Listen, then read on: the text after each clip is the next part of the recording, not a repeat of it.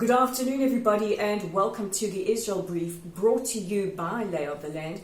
I'm Rolene Marks with today's top story. Now, every day I bring you the Israel Brief on behalf of Lay of the Land, and we film this in my office, which is also my bomb shelter. And why today this has particular significance is that as of the early hours of this morning, following a pinpoint targeted assassination of senior Palestinian Islamic commander, Israel's southern and central citizens have faced a barrage of nearly 200 rockets, mortars, projectiles and incendiary devices fired from the Gaza Strip, placing nearly 9 million Israelis under fire.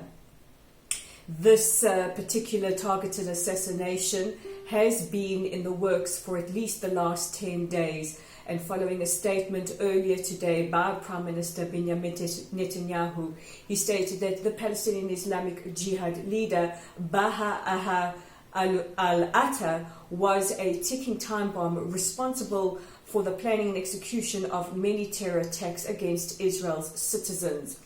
Israel's Chief of Staff for the IDF, Aviv Kochavi, also addressing the nation earlier today, saying that the IDF is preparing for air, land and sea strikes on targets within the Gaza Strip. This doesn't necessarily mean that Israel will go into the Gaza Strip, but we are prepared for any eventuality. And this comes following on and off rocket attacks and mortar attacks and incendiary devices being fired from the Gaza Strip into Israel over the last couple of months or so. Earlier today, Israeli citizens got the notifications that schools from the south all the way to Tel Aviv, including here in Modi'in, would be closed. Many businesses across the country have been closed, including in Tel Aviv. At the moment, Tel Aviv is slowly going back to normal, but over the course of the day, Tseva Adom or red alert sirens heard all over the country, from Sderot, the Eshkol region and surrounds, through to Ashdod, Ashkelon, Holon, Rishon, Tel Aviv, and here in Modi'in.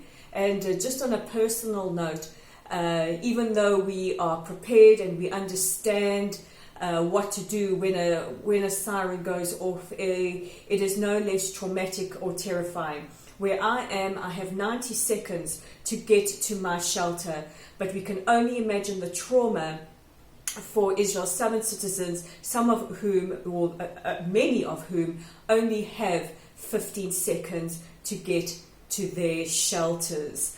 And the Iron Dome intercepting many of these incoming rockets and projectiles, many of them also falling in empty fields. There have been some strikes earlier today, one on a highway near Yavne, and several, including one within the last half an hour or so, striking a house in Sderot.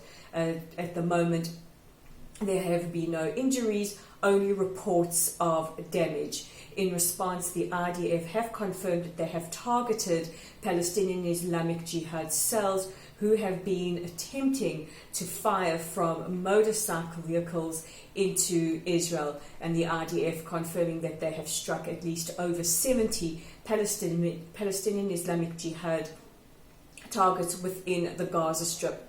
Earlier today, Hamas, who Israel holds responsible for maintaining any calm within the Gaza Strip, said that they are standing together with Palestinian Islamic Jihad. Earlier today as well, the European Union condemned what they call the indiscriminate rocket attacks on Israel civilians and said this must stop, and appealed to Egypt to intervene to maintain calm. Israel is expecting the situation to carry on like this for the next couple of days. Over the last, I'd say, 2 weeks or so, Israel's air defense systems have been on high alert, and I think that this has greatly contributed to our state of preparedness and our state of civilians knowing what to do in a situation like this. Israel's ambassador to the United Nations appealing to the UN Security Council to please condemn the indiscriminate fire against Israel, saying that it is a double war crime. It places both civilians within the Gaza Strip and in Israel under extreme tension. Israel has some 9 million civilians. All are within target. These are the updates currently. We will keep you updated as to the situation in Israel. It does remain quite tense at the moment. As I said earlier, many schools, many social clubs closed across central and southern Israel, many businesses closed, and Israelis have been asked by Homefront Command not to congregate in huge numbers. This is the latest coming to you from Israel, and we will update you as the situation progresses.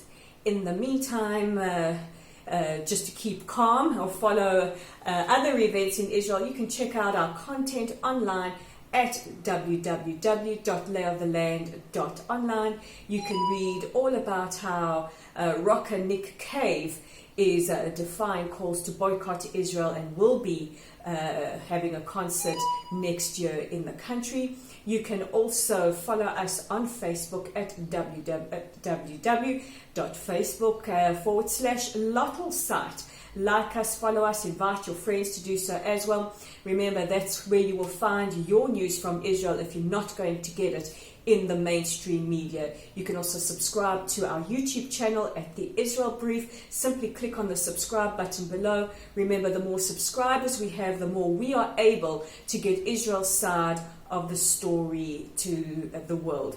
I'm Rolene Marks with today's edition of The Israel Brief. It has been a very tense, quite an emotional day, and to all our Israeli viewers tuning in, we just appeal to you, stay safe, and thank you to all of you, many of you who have sent messages over the course of the day. Thank you for your love, thank you for your support, and thank you for the prayers for Israel's citizens.